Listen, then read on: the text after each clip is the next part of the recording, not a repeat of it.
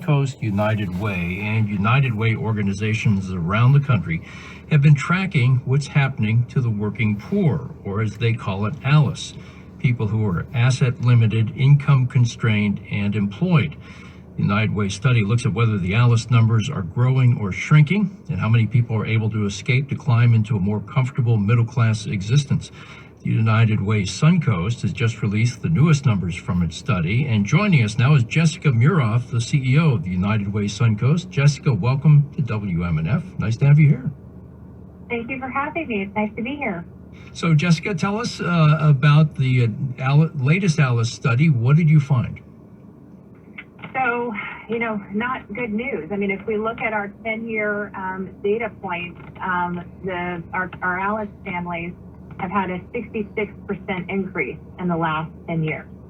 So it's a 10-year record high for the number of ALICE families that we have in Florida. So over the last decade, Florida's low-income families lost buying power and financial stability. And how that happens is the high cost of essentials that they need outpace their wages. And so it drove the number of ALICE households to rise 66% in the last 10 years.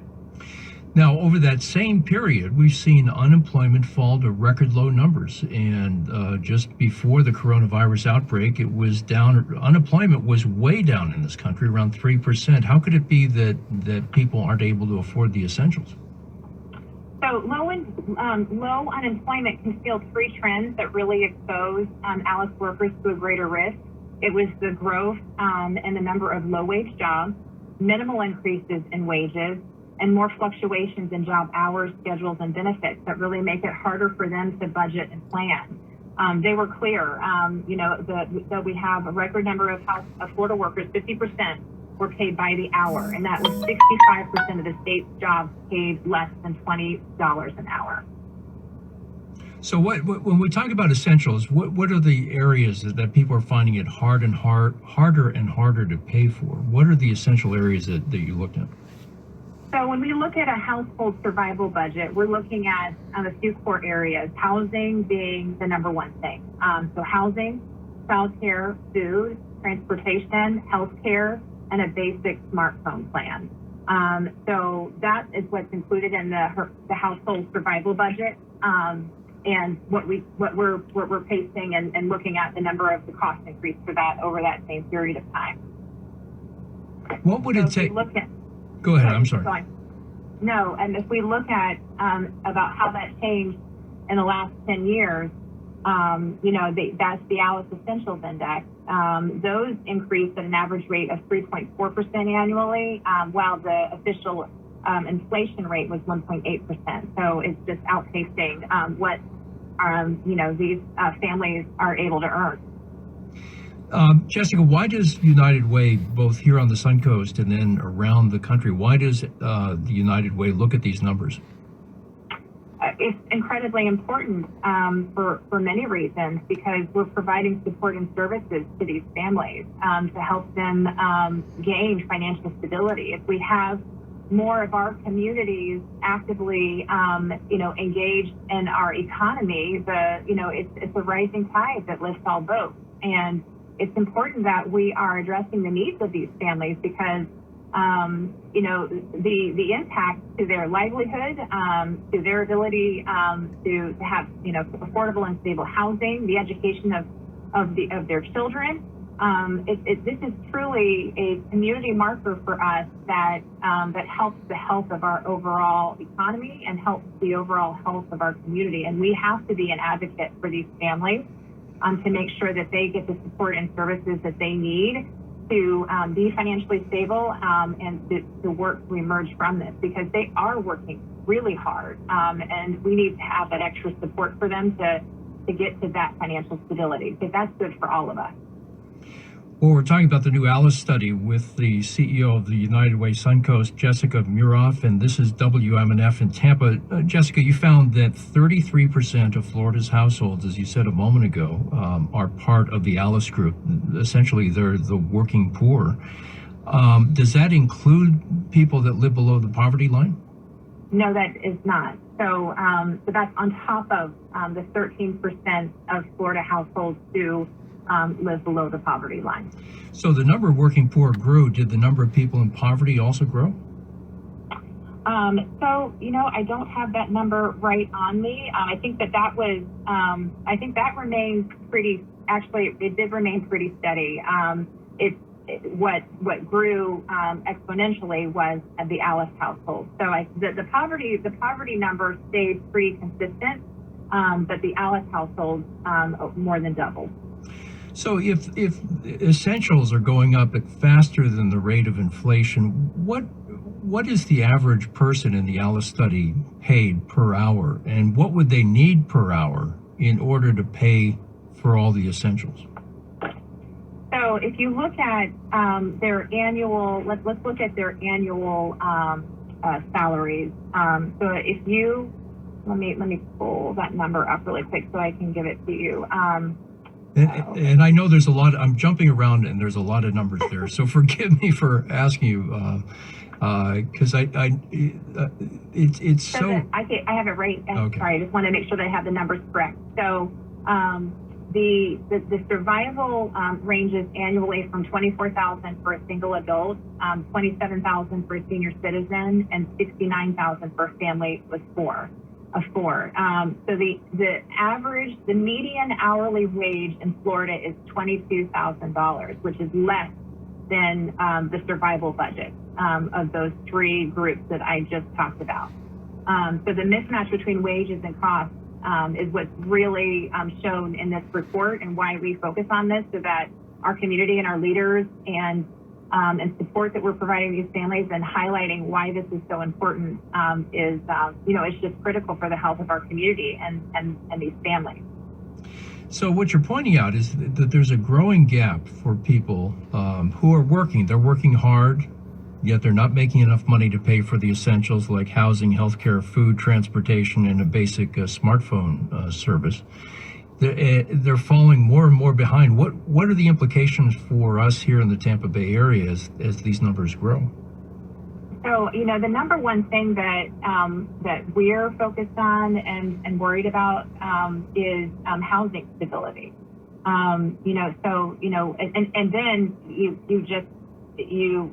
you increase that impact exponentially with the COVID crisis that we're facing right now. So families were already struggling to afford basic housing before the virus, and they're barely being able to cover costs. Many of them may have been behind on rent, for reasons of either healthcare issues, or something goes wrong with their car. I mean, any of these types of things that come up in our lives that they can't financially be prepared for, because they can't save enough to be able to handle the inevitable impacts that come along in life. So, rental and mortgage assistance is one of the highest needs we're seeing from our Alice families right now, and is only exacerbated by what we're experiencing with the coronavirus.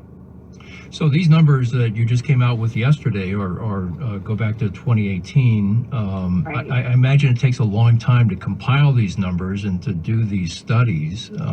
So we don't know what's happened since 2018. And now, as you said, the coronavirus epidemic has exacerbated the problems for this one third. That number just boggles my mind. 1/3 of the workers here are in this Alice classification, and then you've got another 13% who are in poverty. So you've got this growing number of people who aren't able to survive really in modern Florida.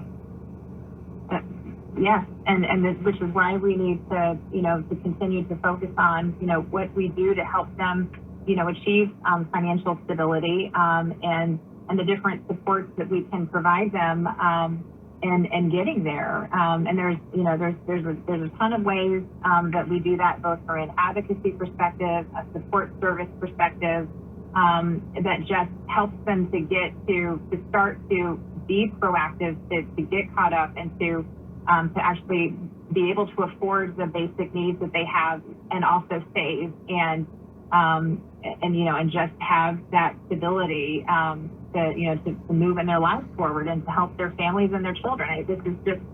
this is something that we need to continue to focus on and bring awareness to so that we can help these families. I was looking at your study, and you've got a breakdown county by county where many of these people live. For instance, if you're looking at people that are both in poverty and then part of the Alice group, Dover and Hillsborough County. I'm just going to go through some of the Hillsborough County numbers. Dover is one of the big areas. The university area around USF in Tampa, that's also 75% of the people in the university area, 73% of the people in Dover, 59% in Egypt Lake and Lato area, 60% of people in Mango.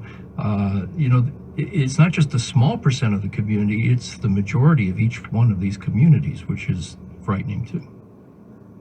Yes, absolutely. I mean, this is, in Hillsborough County, I think it's 45% overall. And when we share that number, people just, they can't believe it, but, it's the reality, and it's the reality that we need to address, and we need to make sure that we, that we shine a spotlight on, so that we're, the certain support services and structures and policies we can put in place to help pull these families up. And, because these are hardworking families who do want to have that stability, and it's what we all want for them, and it'll benefit our community in the long run. Well, Jessica Buroff is our guest. She's the CEO of the United Way Suncoast, and we're talking about the new ALICE numbers that have just come out. ALICE stands for Asset Limited, Income Constrained, and Employed. How many people are in this category? And her numbers show that in the Tampa Bay area, nearly 2.6 million households were ALICE out of the in the Florida community, 2.6 million were ALICE households out of 7.8 million households here in Florida.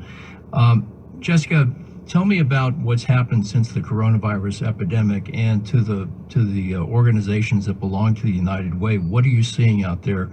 What impact are you seeing that the COVID outbreak has had on our community? It's huge. Some of the greatest things that we're seeing, of course, which is how many people who have never had to seek services before are having to seek services and support right now. And that's especially as it relates to, of course, housing, stability, but food. Food insecurity has skyrocketed. With the massive unemployment and furloughs that have happened as a result of this crisis, people are, they're having to access these services now more than ever, and being able to keep up with that and being responsive to that. So United Way, of course, we launched a fund where 100% of our proceeds are going to support these families in our community.